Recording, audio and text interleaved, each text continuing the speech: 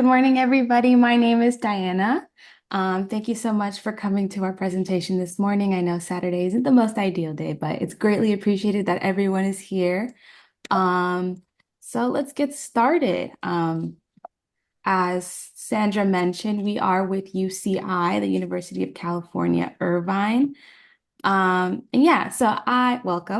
Like I said, my name is Diana. I'm one of the clinical research coordinators at UCI. I'm one of the coordinators for various studies here at UCI. I'm also the outreach and education coordinator, as well as somebody who provides resources, and I will be the moderator of today's event. If you have any questions related to research or a little bit about what I do, or if you're just in the need of some resources, my contact information is at the bottom. So I don't know if anyone is going to take pictures or note that down, but of course, at the end of the presentation, if you would like for me to come back to the slide to see you could annotate or jot down the information, please let me know. I will be moderating the chat the entire time. And now I'm going to pass it on over to our three wonderful specialists that we have here today who work with us in these studies as well. So we can start with Dr. Hom. Hello, I'm Christy Hom, and I am a pediatric neuropsychologist. I'm involved in multiple studies here at UCI as the principal investigator, and we are studying aging and Alzheimer's disease in people with Down syndrome. And we've also had a study that looks at children and adolescents with Down syndrome and some of their health conditions and biomarkers for Alzheimer's disease that may start prior to adulthood. And I'm happy to be here. And next, we'll have Dr. Dow introduce herself. Good morning, everyone. My name is Dr. Emily Dow. I've been at UCI 24 years, and I've been seeing adults with Down syndrome for the past number of years, about almost 10 years, in fact. I am definitely interested in transitioning pediatric patients to adult care because I know that's an issue. I love seeing my Down syndrome patients in my clinic. Dr. Totoyu? Good morning, everyone. My name is Minodora Totoyu. I'm a pediatric neurologist. I'm working at Children's Hospital of Orange County, and also part of my job is working on the clinical research ongoing at UCI. So I'm part of the same research studies that Dr. Hom mentioned about. In the clinic, I'm seeing a lot of children with Down syndrome and making sure that they achieve their maximum health and developmental potential. Luckily, we have Dr. Dow where I can transition them when they outgrow our pediatric clinic. I'm happy to be here today and present about the conditions that children may have, and happy to answer your questions after. Awesome, thank you. So now we're going to move on. Just a little overview about Down syndrome. So as some may know, Down syndrome is one of the most common chromosomal causes of intellectual disabilities.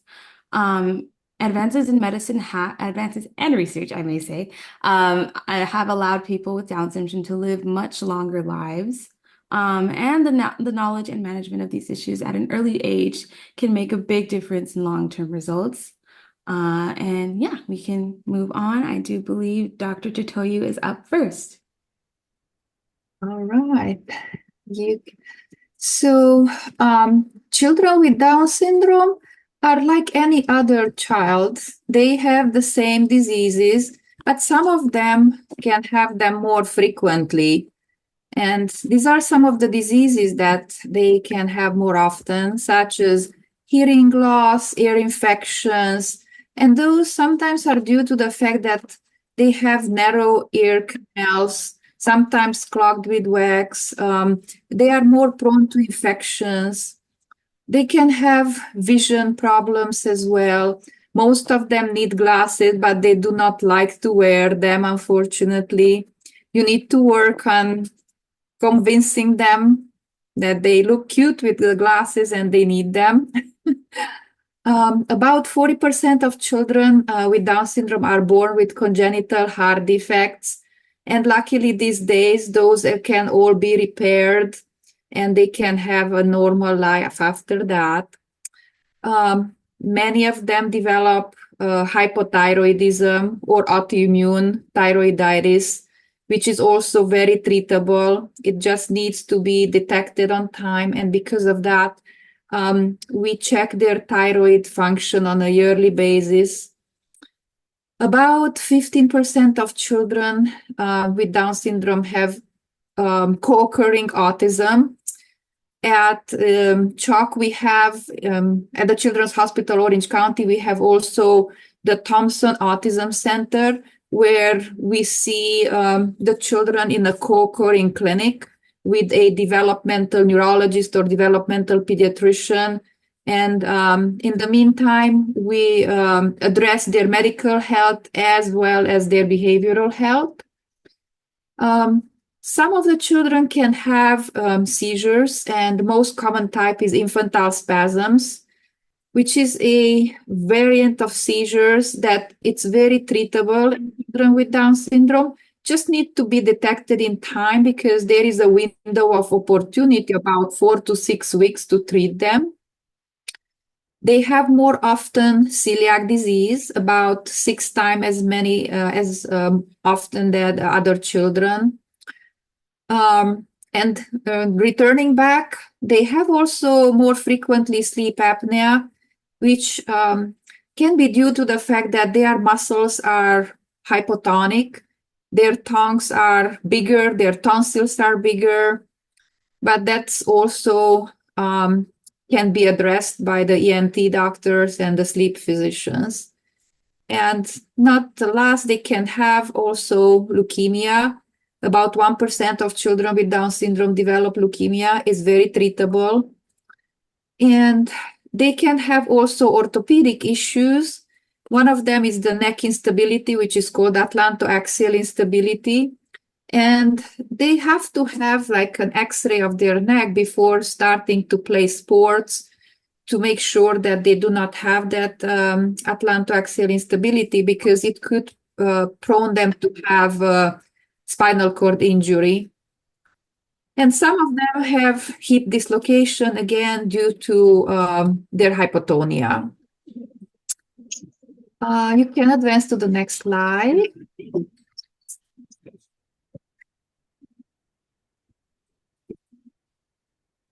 Also, as you probably all know, their development, it's much slower compared to other children. They have delays in reaching their developmental motor milestones. They need more time to learn these skills and need therapies, need help, need more practice to achieve those, but they are very able to do it. Their language also develops slower. They can say their first words when they are 2 years, 3 years, 4 years old, when by age 2, typical children can speak in 2-word phrases. So they would benefit from intensive language therapy that can be started around 2 years of age and continued as long as possible, because even if they are adults, speech therapy can help. And lately, they develop their activities of daily living skills much slower. They need more help to learn to feed themselves. They need more help to toilet train them. And those are typically achieved at later times. As far as socialization, they are very friendly and they enjoy to meet new people, interact with new people. They like music, they like to dance. You can advance to the next slide.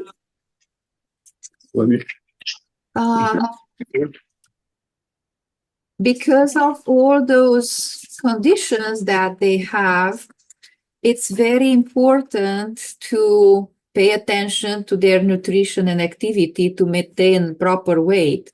So during the early childhood, they have difficulty feeding, and they are smaller, but as they grow, when they are teens, they tend to eat more and become less active, and because of that, they tend to gain weight.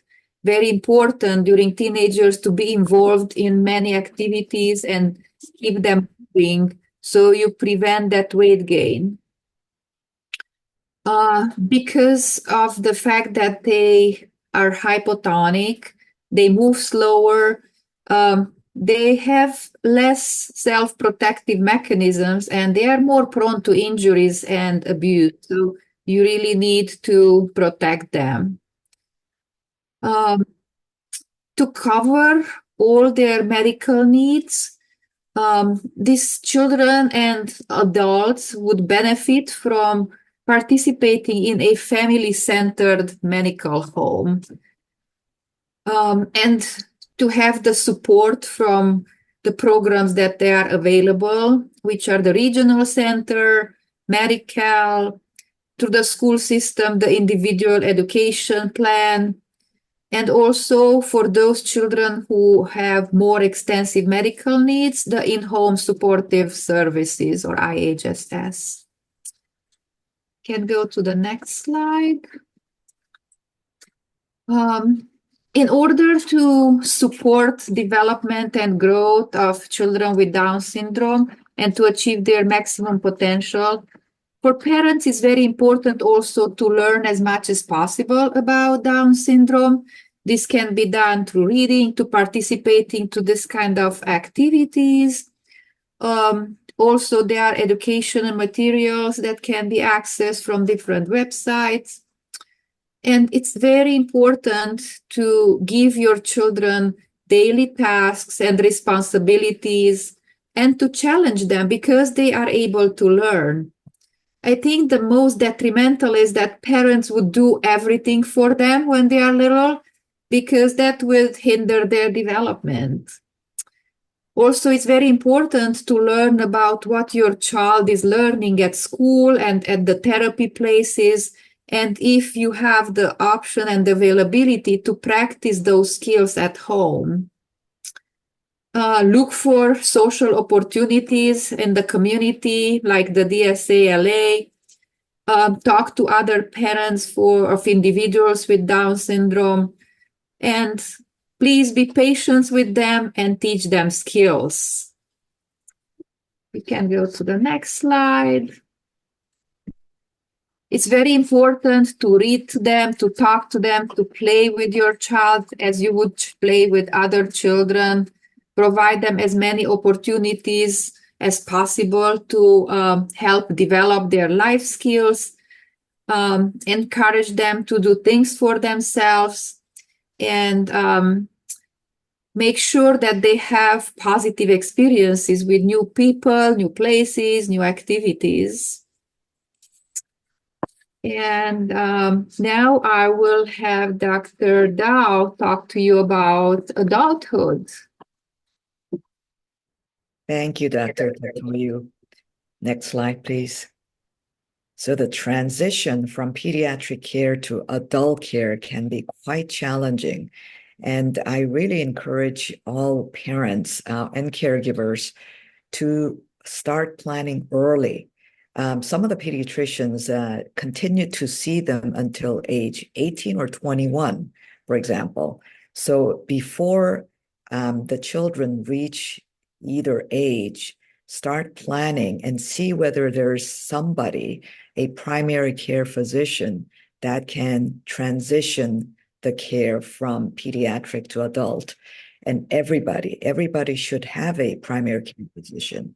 And that could be a family physician like me, could be an internal medicine physician, an internist, or somebody like somebody who specialized in both internal medicine and pediatrics, and we call them med-peds. But everyone should have a primary care physician. Just as you have a pediatrician for the children, and I know that during childhood, your child may have a GI, a gastroenterologist, an endocrinologist, an orthopedist, or something like that. So keep in mind, primary care physicians, we are trained to be like a one-stop shop. So we take care of endocrine problems, thyroid problems, for example. We take care of constipation. So that might be new. We take care of a lot of acid reflux and so on. So as the Down syndrome individual becomes an adult, they may need more specialist care or fewer. In most cases, fewer, because primary care physicians are able to take care of most primary care needs. As Dr. Totoyo mentioned, people with Down syndrome are prone to the same diseases and health problems as adults without Down syndrome, but certain conditions occur more frequently and at younger ages. Next slide. For example, sensory loss. People can develop early cataracts. Most adults without Down syndrome develop cataracts in their 40s, 50s, 60s. Usually they present in their 60s, but Down syndrome individuals may develop early cataracts, like in their 20s, for example, or even 30s. There's a condition called keratoconus that we need to be on the lookout for. And this is cone-shaped cornea that interferes with their vision. That's why most people need to be seen by ophthalmology every 1 to 2 years. Now, hearing, you may have children who develop early hearing loss, so that continues into adulthood. Now, a very common condition is earwax buildup. So usually I check their ear canals every time they come in to see whether there's earwax that's built up. Their ear canals tend to be smaller. That's why earwax is normal in everyone, but they have a hard time getting the earwax out. Sometimes, if the patients are cooperative, we can try to remove the earwax in clinic, in the exam room, using warm water and hydrogen peroxide. But many people need to be referred to an ear, nose, throat doctor just for the earwax removal.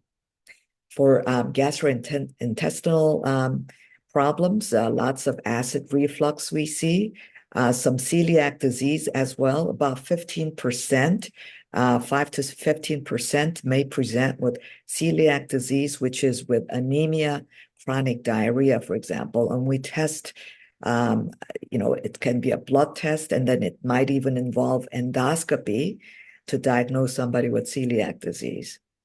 Musculoskeletal problems, arthritis, usually osteoarthritis that we see in most people after the age of 50. In people without Down syndrome, we may see this condition earlier, affecting their spine and joints. Now, osteoporosis is different. It's just lower bone density that tends to cause fractures. With small falls, they can have fractures. That's different from osteoarthritis. This doesn't cause pain. It just causes fractures. That may happen earlier as well. Next slide. Endocrine, we mentioned hypothyroidism. We can see up to 50% of patients with thyroid that's not functioning. We also have hyperthyroid, where the thyroid is functioning too much. This affects their metabolic rate, but it's hypothyroidism that's much more common in Down syndrome individuals. I manage all my hypothyroid patients, unless the parents prefer that an endocrine specialist sees them because they've been followed by endocrine all along. It's a matter of checking their labs once a year and adjusting their medication. Now, many people think that Down syndrome individuals need to be on the brand Synthroid. That's not true. Levothyroxine is the generic thyroid medication that I use in nearly 99% of my patients.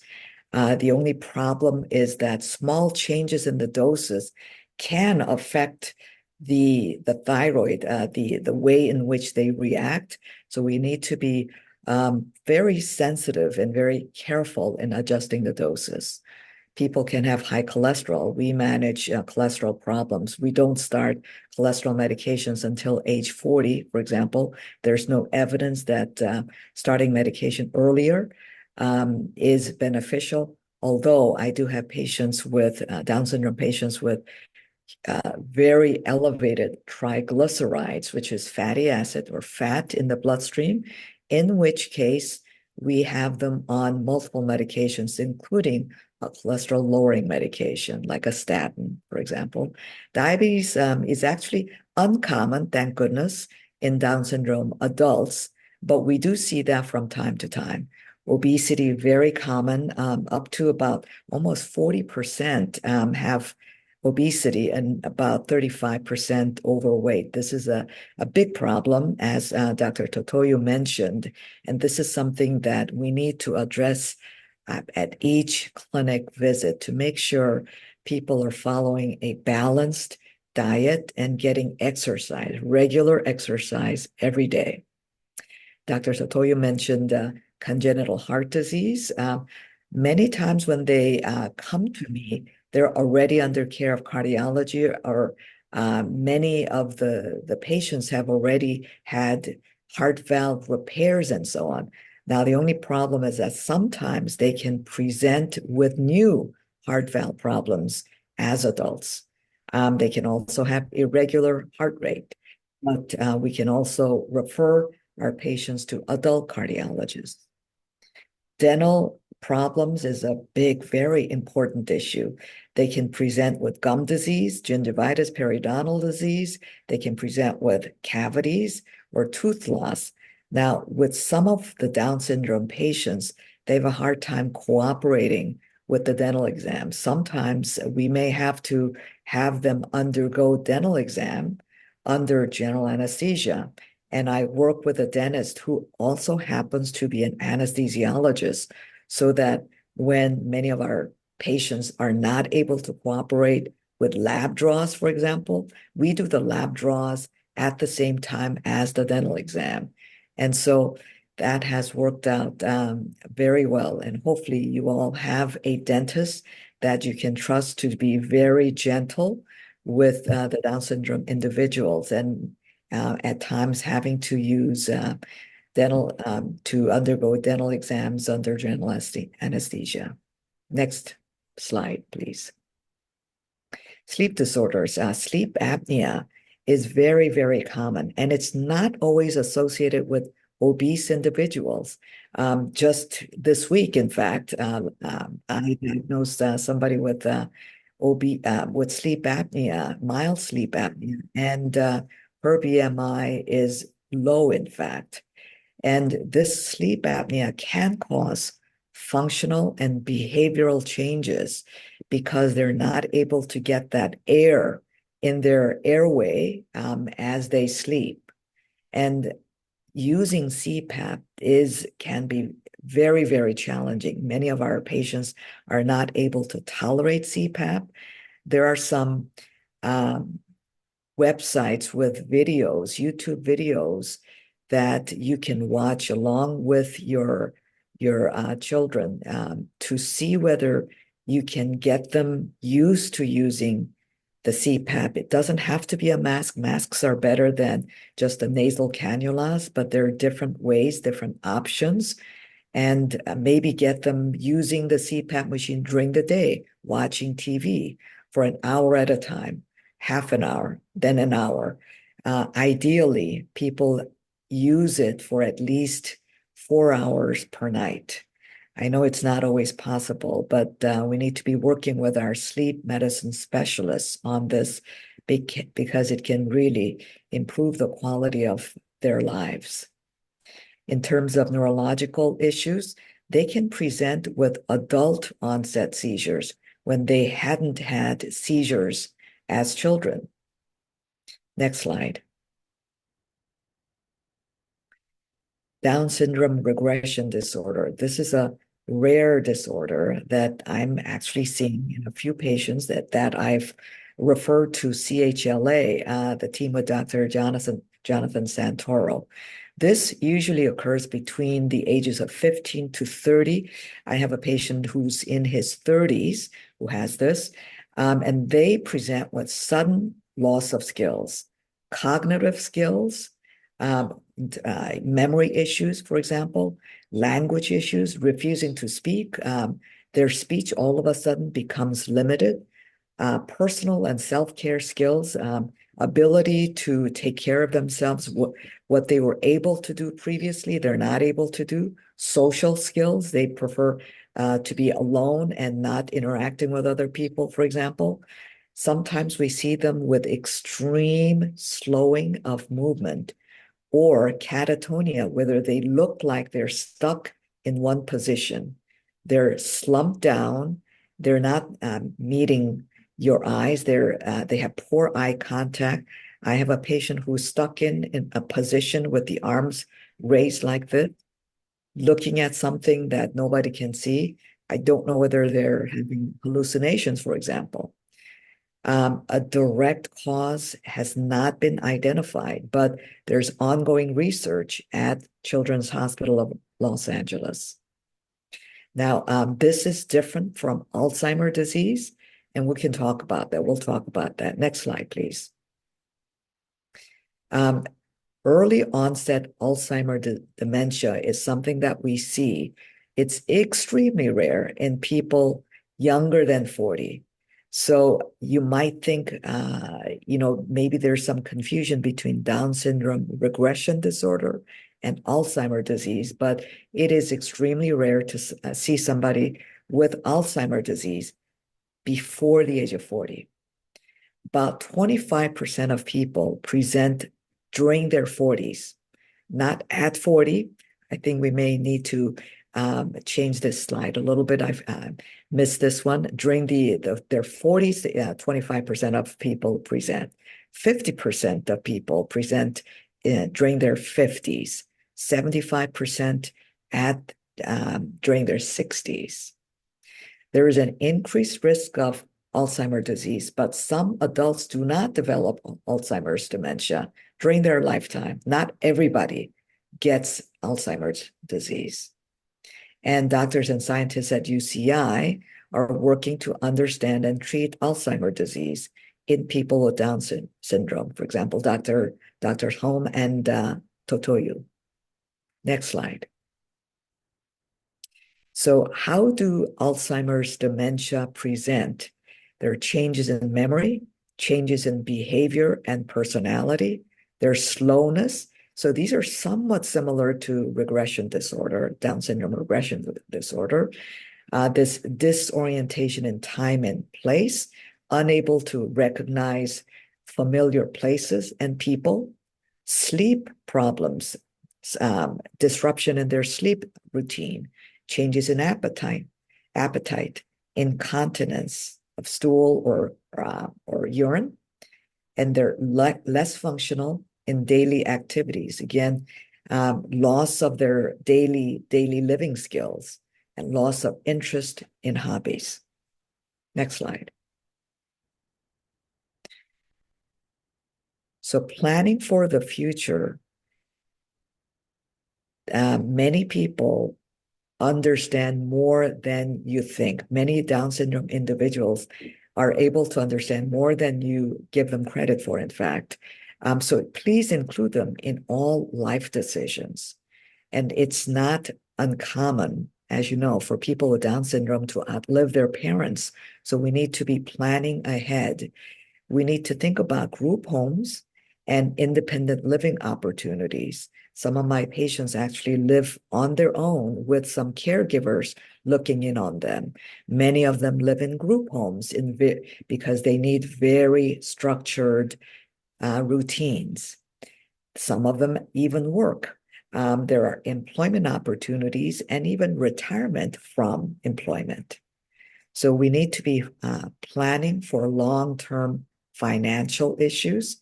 Conservatorship is when the individual themselves are not able to make decisions for themselves, and then the parents or somebody that the family names becomes that conservator, makes the decision completely for that person.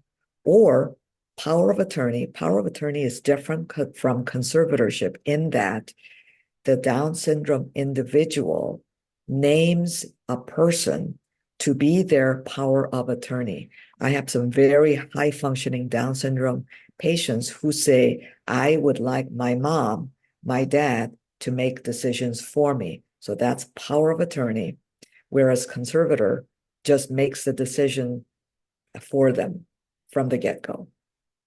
The maintenance of cognitive and social activities, keeping them stimulated and having them in social activities every day so that they're not alone and left to their own devices for hours at a time is not recommended. They need to be social. As Dr. Totoyu said, they love music. They love to dance. I haven't met any Down syndrome individual who doesn't like to dance. So they need to be involved in social activities. Next slide, please. And that is Dr. Hom's arena. All right. Good morning, everyone. So I'm going to talk more about common behavioral issues seen in children and adults with Down syndrome. Next slide. The most common ones in childhood is difficulty and slowness in learning. Another common concern that parents have reported is that they may be stubborn and resistant and defiant. Some, not the majority, but there are some who can also be aggressive towards others and some towards themselves. So they'll engage in some self-injury. Attention problems as well as impulsivity can also be a problem. These, it could be to a level that there's an additional diagnosis for ADHD, but there's also difficulty with attention that is understandable given their cognitive limitations. So they're not going to be able to understand as much. And so they were not going to be able to pay attention to a TV show or a conversation for as long as somebody else their age. And because of some of that limited understanding, they may also have poor safety awareness and, engage in or do things without thinking through the consequences. And so impulsivity can become a safety concern. They also have more difficulty regulating emotions, such as anxiety, frustration, anger, and depression. That would be later on, more in adolescence than in childhood. A small proportion of individuals with Down syndrome will also have co-occurring autism. So they will have the same features of being fixated on a limited number of interests, engage in repetitive body movements, have difficulty, even more difficulty than other people with Down syndrome, communicating, and really have that insistence on sameness. Things have to be done exactly in the same order, in the same way, every day at this time I have to eat. I had one every day at 3 o'clock, they had to eat a pretzel. So there are some things where that are more attributed to autism than Down syndrome per se. All of these different types of behavior problems are going to limit their ability to interact with their peers in age-appropriate ways or to possibly attend community-type activities. They can increase caregiver stress, and it also may limit the development of many important independent living and work skills. So it's important to get these treated as soon as possible. Rather than thinking that they'll just outgrow these things, that as they get older and more mature, these problems will go away. That may happen in some cases, but for the majority of cases, you need to actively develop a treatment plan to intervene. Next slide.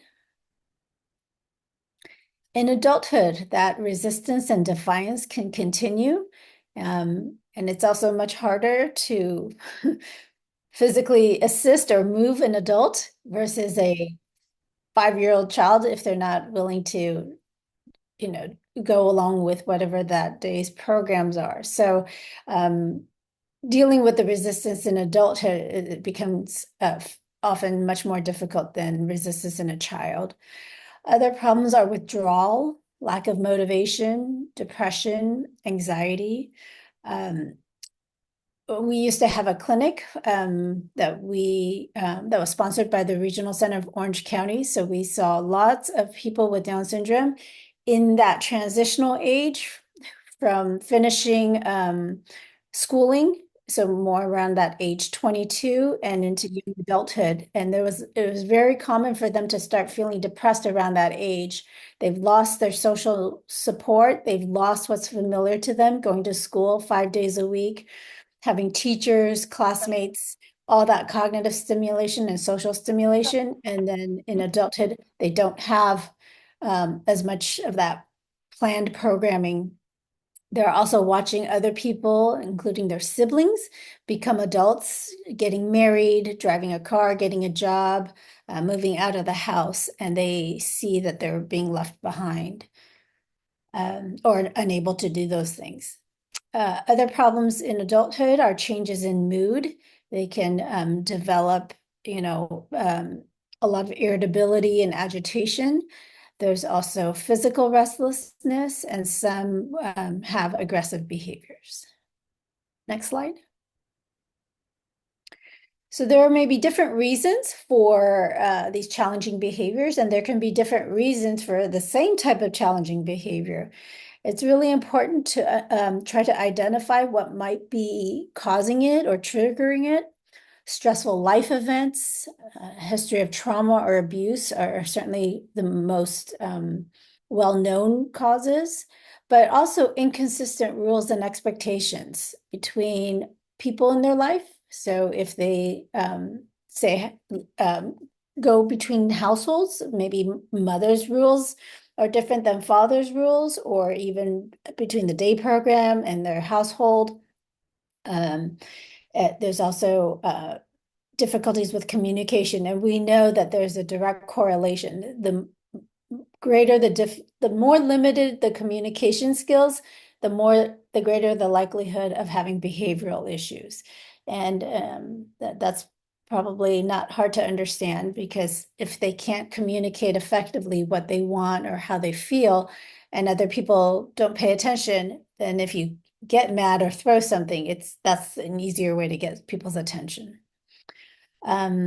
Limitations in their coordination and physical strength can also lead to some of these behaviors, especially like the resistance or low motivation in exercising or attending programs that or activities that may require more stamina. Sleep disorders, we've already talked extensively about how common they are, and they are known to affect daytime mood, attention, and behaviors. As Dr. Dow had mentioned, because of that narrower pathway, less oxygen is getting to the brain throughout the night while they're sleeping. And all of our brain cells need oxygen to maintain normal function, to be healthy, to resist damage and toxicity, and also to improve the communication between brain cells. So when they are getting consistently less oxygen to the brain during the sleep hours, that can lead to all kinds of functional problems. GI problems and pain are also common reasons for challenging behaviors. So it's also important to recognize that, and if that's the case, if possible, to treat that, as well as seizures. Next slide. So there are many different things you can do to reduce or manage or to retrain people with children or adults with Down syndrome in improving their use of appropriate behaviors. One is to improve their ability to communicate, whether it's using sign language, certain code words, some kind of picture exchange, or any type of thing where it's helping people around them to understand what it is this person wants or needs or their discomfort. Also improving the quality and duration of sleep, as we just talked about. And it's also really important to identify the reason for certain problem behaviors, especially behaviors that occur pretty regularly.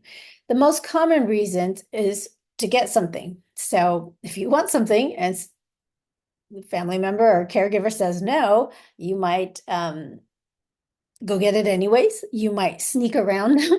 You might, push them or be a little bit physical to do that. Or you might just throw a tantrum. If it's something you can't physically get and you throw a tantrum, and that person, the other person doesn't have the time or feels distress, they might give in and give them what it is that they want or buy something that they want. Another common reason is to avoid something that they don't like to do.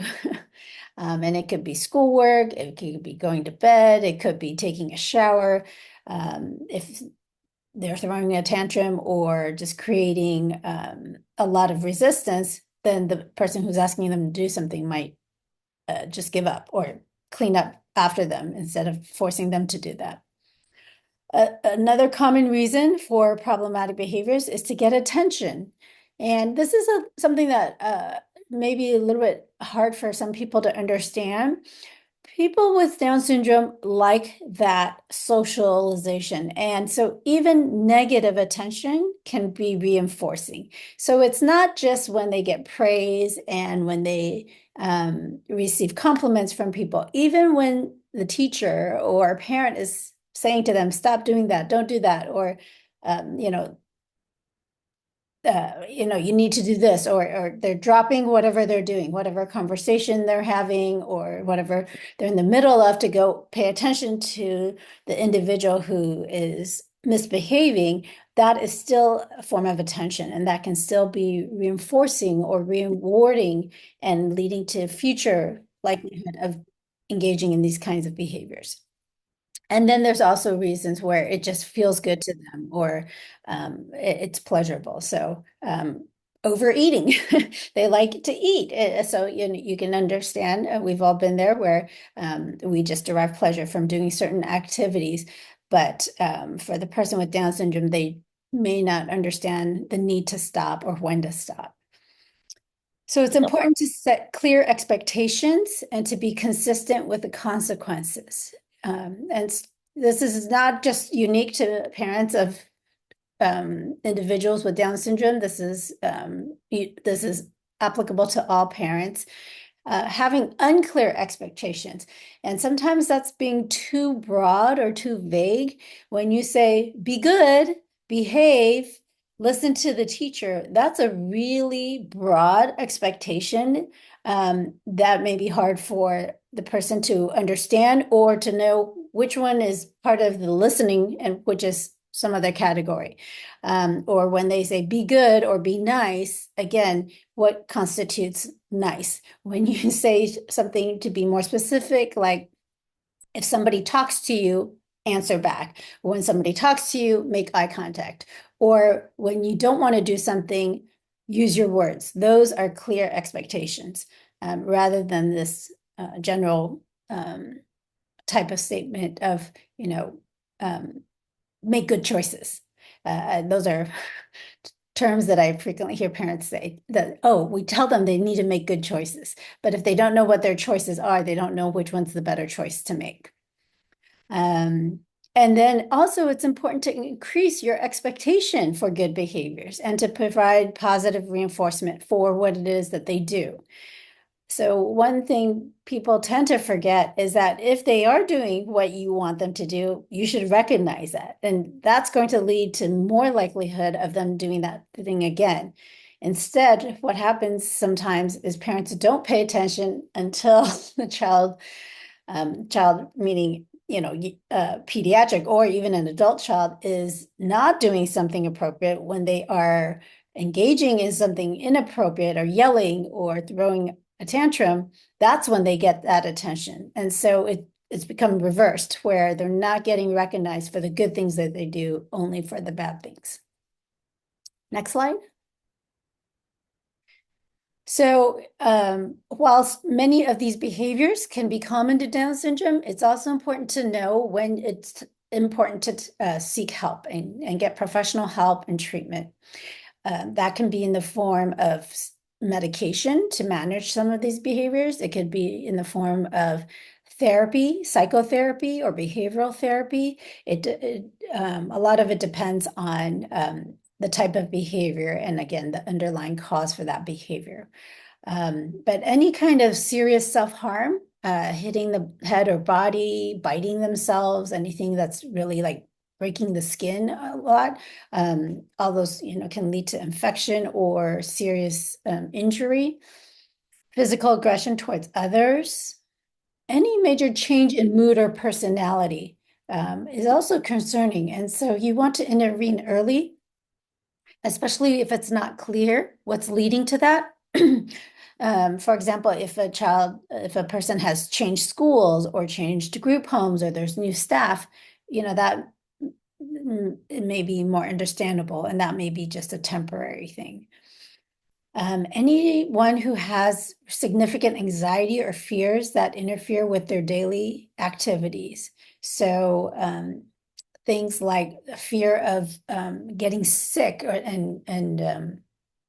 or safety. So they are refusing to go places, or they're spending excessive amounts of time washing their hands, taking a shower. This is interfering with their ability to do their typical activities, or things that are, again, interfering with him going to school, and there's suddenly this significant separation anxiety, and morning drop-off is almost impossible and requires multiple adults to help assist. A lot of these things are very treatable and are not unique to Down syndrome, so there can be many providers who are able to provide assistance and treatment for this. Changes in cognition. This will probably apply more in adulthood than in childhood or adolescence, but any kind of changes in cognition, not being able to concentrate or remember things as much as they were before, certainly confusion, where they are, what they were in the middle of doing, and increased impulsivity is also unusual. Usually impulsivity decreases as people get older, so there shouldn't be an increase in impulsivity. And any significant changes in functional abilities also should be discussed with their primary care physician, at least at a minimum. Next slide. Okay. And so we like to end here, but we are would like to also let everybody know that we have a lot of different clinical and research programs at University of California, Irvine. I know this is in Orange County and many of you are in Los Angeles County, but we would be happy to provide you with resources. Some we have in print, and other times it may be more referrals that people are looking for. This is our general phone number and email address that you can use to contact us. Diana gave all of you her specific contact information, and you can always contact her as well. Next slide. Okay, now we'd like to open it up for questions, which again, please type in the chat and Diana will go through that and ask the panel. We already got a few questions in the chat right now. Our first question was from Raquel. So she mentioned the audiologist has been unable to get a hearing test on her son. She recommends the audiologist recommends that he has an auditory evoked response test under sedation. She's just wondering, how does that test measure the hearing if the patient is asleep? I can answer that question. So basically, they look at how the hearing nerves are working. There is an electrophysiology test. They don't need to determine exactly how the hearing is working. They determine how the hearing nerve is transmitting information. So it's a test that looks in a way similar how they do test the brain waves. They put some electrodes and they transmit a signal, and they measure how that signal is traveling through the hearing nerve. And then the audiologist can determine if that's a proper speed of the transmission of the information through the nerve.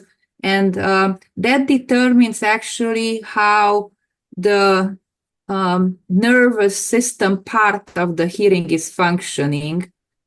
And then the ENT doctor can look through the ear and determine if there is any middle ear fluid, or also this audiologist showing if there is any delay in transmission due to fluid in the ear. And then the ENT doctor determines of what the next step would be.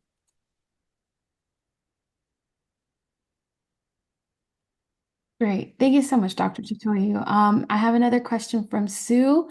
She is asking, should an adult have a colonoscopy? I can take that question. So for colon cancer screening usually starts at age 45. There is no evidence that Down syndrome individuals need to start earlier. There's very little research on that. And so the usual colon cancer screening starts at age 45. Fortunately, Down syndrome individuals have lower risk of solid tumors, except for testicular tumors. So it would be rare, but I do recommend colon cancer screening starting at the age of 45. It used to be 50, now it's 45. And it doesn't have to be a colonoscopy, and people will be sedated. You can do a fecal immunochemical test. That would be an yearly annual exam. There's also colonography, colonoscopy, where you're sedated and a gastroenterologist performs that procedure in a suite. That is the gold standard. But if the individual is not able to cooperate, or if you have concerns, you can do annual fecal immunochemical testing. We call it FIT testing. Great. Thank you, Dr. Dow. Now Susan asks, her daughter is 41. She's experiencing lots of hair loss over the last years, healthy diet, and monitored by their doctor frequently. And she's asking if you have any other suggestions. So, one of the first things that we check in anybody who complains of hair loss is their thyroid function. And more often than not, their thyroid function is completely normal. Now, if it's been going on for years, you may want to consult a dermatologist, but it's usually temporary. There is this condition called telogen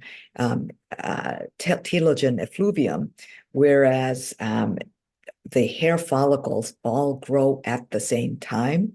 And sometimes, this happens during pregnancy. Sometimes if you're taking birth control pills, it can happen. Sometimes after a traumatic event, it can happen too. But I'm sure, your primary care physician has checked the thyroid function. Thyroid function should be checked every 1 to 2 years. And so that's the first thing that, of course, I would recommend. Thank you, Dr. Dow. Now Melanie is asking, how can you tell if a teenager is just going through adolescence as opposed to developing regression syndrome? She sees her daughter regressing, not speaking, and forgetting things that she learned for over a year now. They have been evaluated by CHLA, and they don't seem to think it's regression yet. Any comments or? Maybe if Melanie could elaborate more about what you say that she doesn't seem to be remembering. So motivation is a big factor, especially in adolescence. So I've heard parents say, oh, they're forgetting to do their chores or forgetting to clean up when they, use the table or some kind of activity. And it may not be that they're forgetting, they're just choosing not to do it. And that would be a motivation issue. not a true memory problem. But memory problems are rare, prior to the age of 40. I might add, maybe thinking about whether the teen is depressed, for example, because depression can lead to memory impairment. Adolescence itself is a challenging time. And so you might, think about whether the individual, the teen is depressed or anxious. Also, I would like to add that the diagnosis of regression in Down syndrome, it's doesn't really have a lot of testing to make the clear diagnosis. And because of that, there are some criteria, clinical criteria that they have to meet. And if she was already evaluated by the CHLA team, I'm pretty sure that she probably, most likely, she doesn't meet those clinical criteria. So I would suggest to try to get a neuropsychological testing to see, determine, if possible, what's the real underlying problem of this symptoms. Right. And let me also say that you can also see a psychologist too, and try to treat it behaviorally first to see if making some changes in expectation and consequences, or giving more preparation, advance notice for what she's expected to do, if that makes a difference. By the way, I might add, there is a checklist for Down syndrome regression disorder in the National Down Syndrome Society website, if people have questions about Down syndrome regression disorder. Perfect. Thank you, everybody. Tom now is asking, how do you know conclusively whether or not you should get a sleep study? I can answer that for childhood. Usually, per the guidelines of American Pediatric Academy, children with Down syndrome should get a sleep study by age 3 or 4 to make sure that they do not have it. And then, as based on symptoms, if they snore, if you hear that they have pauses in the breathing when they sleep, definitely they should get a sleep study regardless of age. Also, if they are tired during the day, cannot go by their usual routine, sleep apnea could be a reason, because their sleep is not refreshing, it's interrupted, they keep waking up, going back to sleep, and not being refreshed by the morning when they wake up. So any of these things could trigger a need for a sleep study. For adults, definitely, as Dr. Totoyo was mentioning, snoring, episodes of pauses in their breathing while they're sleeping. Of course, that would lead you to talk to your primary care physician about getting a sleep study.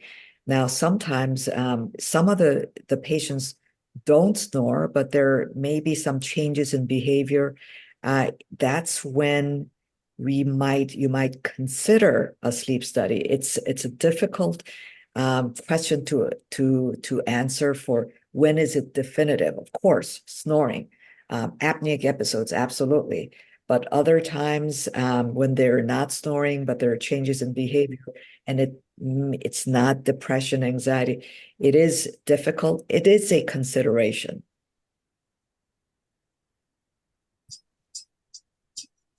Great, thank you. I have another question from Melanie. She asked, have you seen absence seizures like activity and chorea, like movements with negative or intermediate EEGs and seizure medications? I guess that's a question for me. And yes, as any other children, children with Down syndrome may have absence seizures, which has a very typical EEG pattern. If an EEG was done and they don't have that pattern typical for the absence seizures, they may have other kind of seizures that look similar, and those are the complex partial seizures. EEGs can determine, but sometimes they need a longer EEG, not just the typical 1 hour. It might need to be recorded overnight for 24, 48 hours, trying to capture those particular episodes. And if during those episodes the EEG doesn't show any changes, then you may consider that they are not seizures, but behavioral, like checking out. They don't pay attention. Sometimes they look like having an absence, they're not there, but in fact, they are just like daydreaming. And that can be determined with like a long-term EEG monitoring. Now, also regarding chorea-like movements, sometimes some seizures have particular type of movements that can look maybe choreiform. So again, the long-term EEG would be very helpful to capture and determine how the brain waves look like during those episodes. They can have also movement disorders like any other people. So it's important to see a neurologist and do the proper testing. And also, sometimes some of the seizures come from the deeper areas of the brain, and it's more difficult to capture from the scalp EEG. So that's an epileptologist that would be appropriate. If the EEG is indeterminate, definitely they need to look deeper into that. I hope this answers the questions. Thank you, Dr. Chitoyu. Moving on to, I believe it's Julie. She's saying, if seeing anxiety that is interfering with life skills, would you recommend starting with a primary care doctor or going to a neurologist? I would actually recommend seeing either a psychiatrist or a psychologist rather than. So primary care physicians, I'm not too sure about all of what their training A lot of is. anxiety. We treat that. I can respond, but go ahead. Okay, go ahead. I was going to say a lot of times I see they put them on a medication. Right. Quickly. And in fact, I see a lot of patients with depression and anxiety. And, as a family physician, it's part of our training to deal with mood disorders. And I've actually used antipsychotic medications as well. Sometimes, of course, we work in conjunction with psychiatrists, but, patients with depression, anxiety come to primary care physicians first. So I would start with your primary care physician because we have that training. And many of my patients I'm treating for depression and anxiety myself, and I see significant improvements on medications. You might have heard of, medications like Prozac and so on. They're called serotonin uptake inhibitors, reuptake inhibitors, very commonly used by primary care physicians. Thank you. This next question, I'm not sure their name, but it's iPhone. It says, my daughter has sleep apnea and doesn't get enough rest. Is it recommended that she use the CPAP machine during the day? She doesn't like to use it at night. Dr. Totoyo, I can try to answer, but go ahead, Dr. Totoyo. So many children do not like to have anything on their face. And we have at CHOC at least a team of psychologists who work on desensitization for using the CPAP. And they try to make it a fun activity to play, to try to get them used to use it during daytime. And then maybe they would be willing to accept it to put it on at nighttime. Or sometimes parents will wait for the child to fall asleep and then put the CPAP on. So there are different ways. So Dr. Dow, if you have any other tips. Yes, and in fact, if you can, as Dr. Totoyo was saying, if you're able to get them to use it maybe during the day, just so that they get used to the machine. But it's when they're sleeping, things are floppy. Dr. Totoyo mentioned they're hypotonic. It means, things are floppy. So that when they're lying down and sleeping is when they need the machine, not when they're upright and during the day, for example. But if you can get them used to the idea of using it during the day and then use it at night when they're sleeping, I think that's probably a good idea.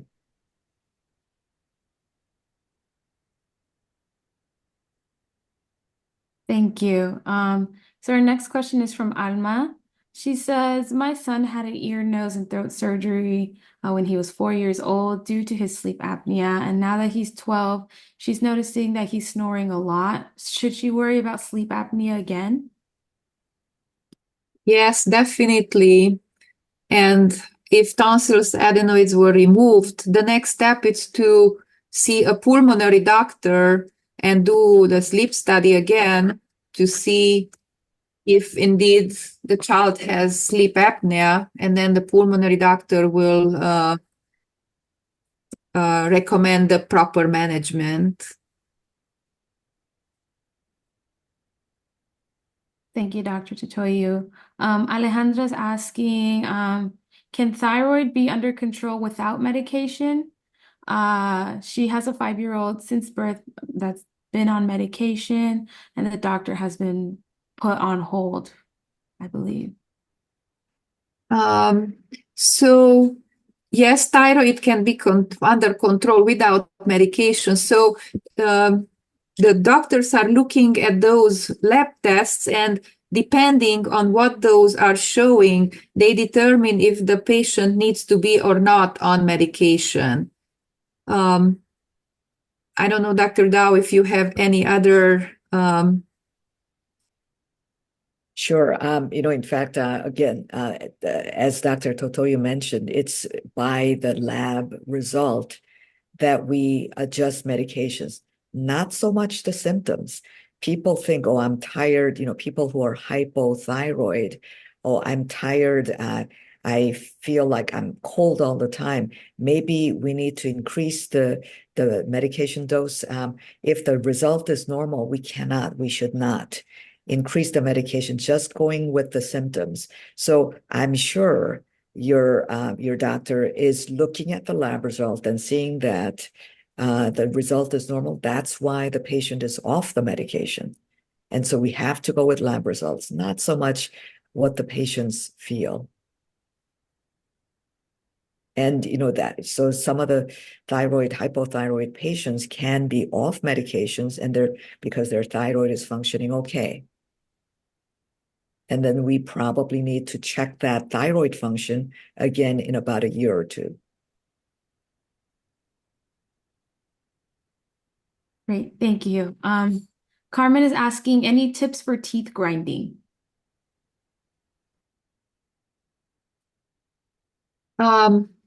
Teeth grinding usually happens in children. It's considered what we call a parasomnia, or a manifestation during sleep. I don't know about any medication that would control teeth grinding.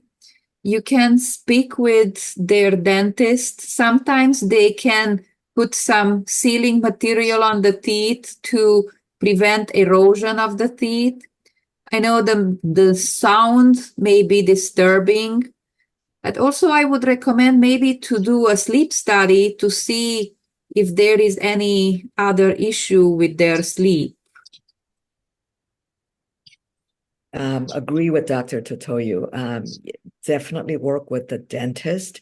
They may need a night guard, a mouth guard.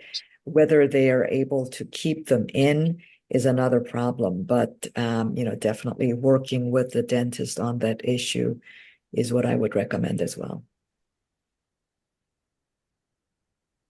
Thank you so much. Bethany is asking, her daughter is about to turn 10 and she has gained 23 pounds since December. Her TSH, comprehensive metabolic panel, and CBC are normal. Her diet is well balanced, but it has been difficult to control her portion sizes. She swims daily and they see a nutritionist once a month. Any other suggestions you may have on how to decrease her weight? Uh, I think the question or the answer probably is controlling the portion size.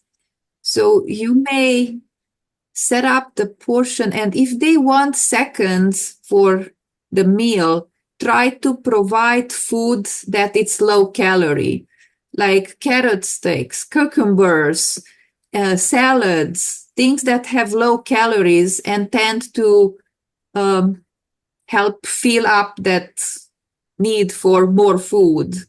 And also try to engage them in like daily activities, maybe increase the time that they do activities. I think the type of activity, because I believe since swimming is anaerobic, not aerobic exercise, I don't know if it's as effective in helping weight loss as some other type of aerobic exercise. But also she may be eating, if she's snacking, eating out of boredom too. So by having her engage in something else, that might also take her mind off food. Yeah, I definitely agree with both Doctors Hom and Totoyo. I heard diet, but I didn't hear about exercise. I mean, I think if we can incorporate exercise that the individual enjoys, like dancing, for example, Zumba, for example, an hour every day, some sort of really structured exercise, is what I would recommend to that balanced diet. Yeah, you don't even have to take them to a studio. There's plenty of things you can find on the internet and where they can just have a dance class or party at home. Great, thank you. This person doesn't have a name. It's iPhone 233 on the chat, but they said their daughter, who is 22 years old, has recently stating she's been feeling dizzy. Do you have any idea what that could be or any possibilities? Please talk to your primary care physician. Dizziness has many what we would call, differential diagnosis. So it needs a workup. Dizziness needs a workup. It could be vertigo, where it's a spinning sensation versus lightheadedness. It could be a lack of balance. So you need to start with a primary care physician. Agree. Thank you. Okay, Melissa said, to add to what Melanie was saying about regression syndrome, as the caregiver, I would like to know, what does refusal look like to you? The child will be in the middle of walking to a task and then look very lost in the process of completing the task. So as the adult, you just repeat the task and then the child will continue only to glitch in a way and look lost in the process of completing again. In my experience, refusing looks different to me. What, in your opinion, should we look for? Yes, that's not what she's describing does not sound like refusal. Refusal is when someone obviously outright says no. Some people with Down syndrome drop to the ground. Some just figuratively dig in their heels. Or they may be defiant and actually do the opposite of what they were asked to do. So if they were asked to clean up and put their toys away to get ready for dinner, they may continue purposely playing with their toys or on the iPad and refuse to give that up. This getting lost or confused in the middle of doing something, if this is new, this is something that I would, again, go to the primary care physician first. It could be, there's also similar to that dizziness, there could be different causes for either this delirium or confusion. If I recall, this patient may be 15-year-old, right? You have to think also about absence seizures, because this description looks like the child is doing an activity and suddenly stops, lost for some time, and then they will continue the activity. So I would think that this child would need also an EEG to make sure that they rule out seizures.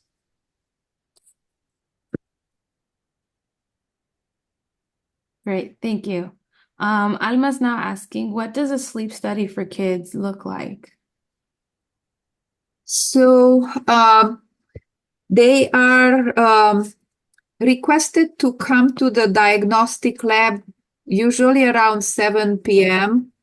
The technologist will place some leads on the head. They look similar to the EKG leads because I believe everyone is aware of how they do the heart EKG when they put those little stickers on the chest. The same way they apply some stickers on the head. It's not tape like on the skin, but they attach it with like a paste. It looks like the toothpaste. They comb the hair, make some clean areas, and attach those little electrodes. They wrap the head with the gauze, and then the child will sleep in the bed with their parent overnight, and they record the way they breathe. I believe also for the adults, they will allow a parent or a companion to be there with them. In the morning, they disconnect those leads, and then a sleep doctor will read the study, and then they will let you know what the result is. Sometimes, at least at our hospital, it may take up to 2 weeks to get the result because it's a lot of information that they have to look through.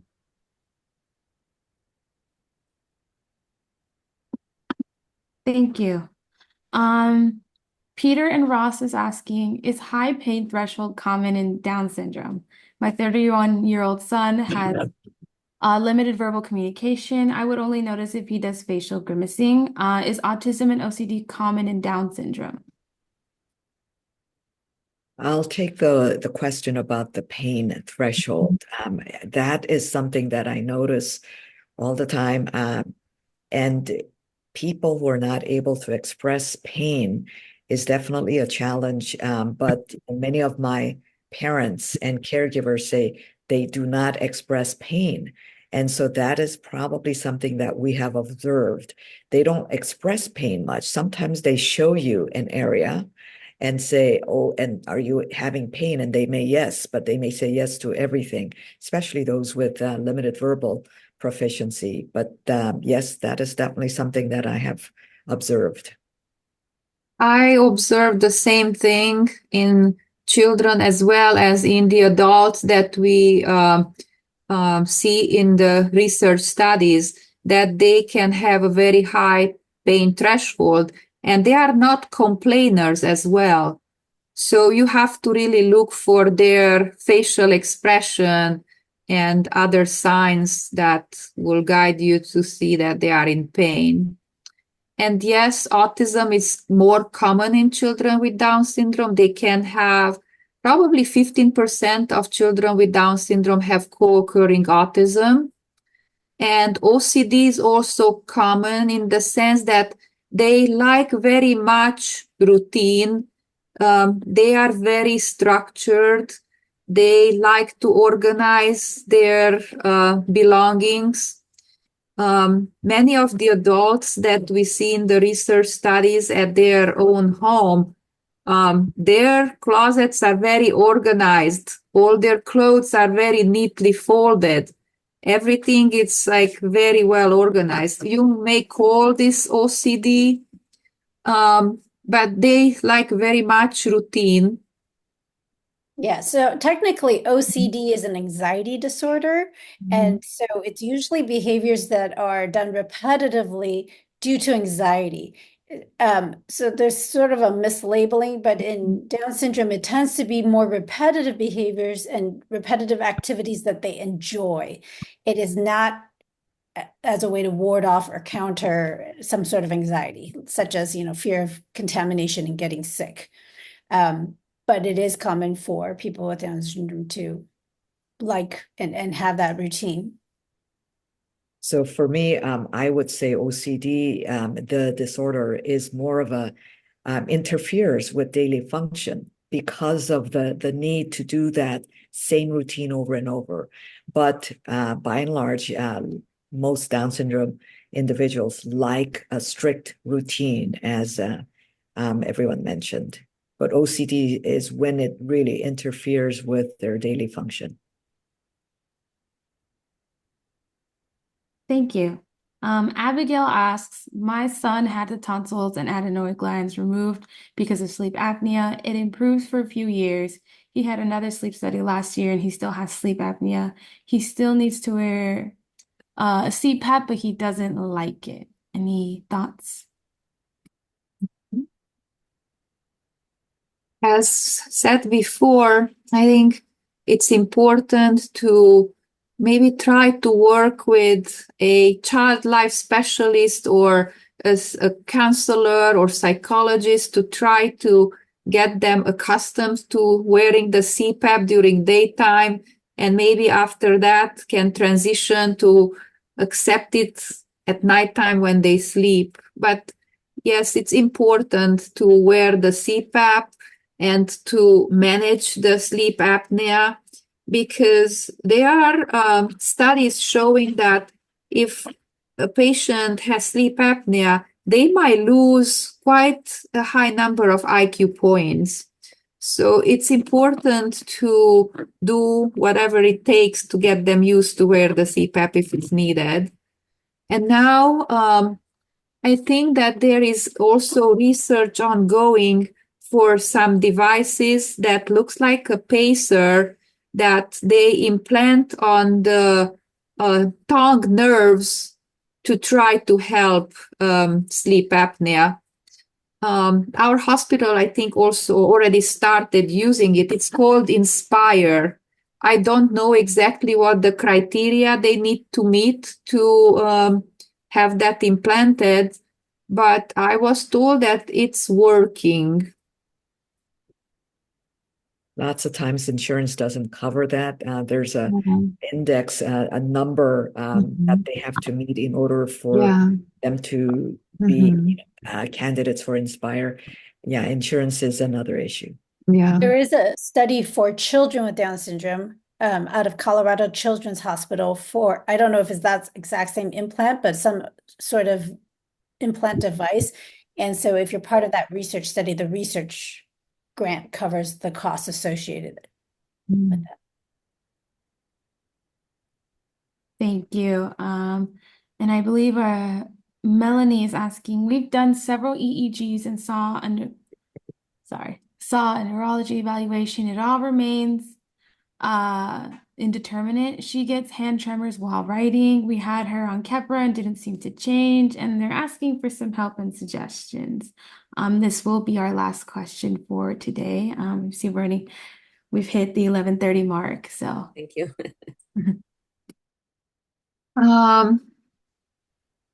I may suggest maybe try to see a second opinion for neurologist. I don't know if the patient had already maybe imaging studies, MRI, to look for those causes for the tremors. People with Down syndrome can have also essential tremor or exaggerated physiological tremor. So there are many different things that it could be. It's hard to give advice without effectively seeing a patient. But yes, that would be my suggestion. Maybe ask for a second opinion.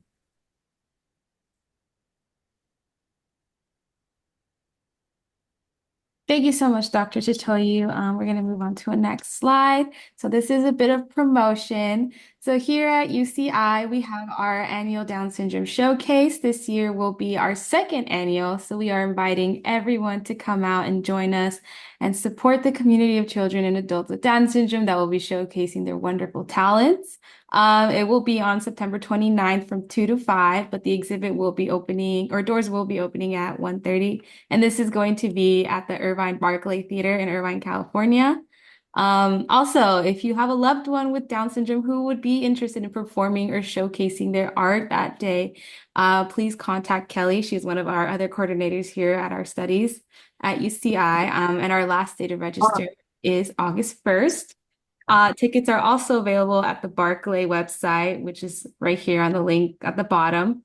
And yeah, other than that, I believe that is it for today. We hope you found this presentation very useful. And if you would like a copy of these slides, please contact the email below. Okay, that's Thank you nice. so You can much. show me a And little bit. Thank you. Thank you for spending your morning here. We really appreciate it. Thank you for everyone else to join us. And that's a beautiful photo that I see now on your screen. And I believe that we're gonna have the slides available. I can forward that when I receive them. Thank you so much for, our three doctors here this morning, spending your morning, and hopefully it's not the last time we're going to see you here. I think that we still have a lot of follow-up questions, but we really appreciate your time. And I also wanted to remind you that we're having our walk November 3rd. We're all invited to come and celebrate our loved ones with Down syndrome. Please check out our website. It's dsala.org. We have, a list of programs and other presentations that we have lined up for you. Thank you so much and have a wonderful weekend. And I really appreciate you. I think Melanie wanted to, I'm sorry, I cut you off in the middle of something, but thank you so much and have a wonderful weekend. Bye. Thank you. Bye-bye. Bye.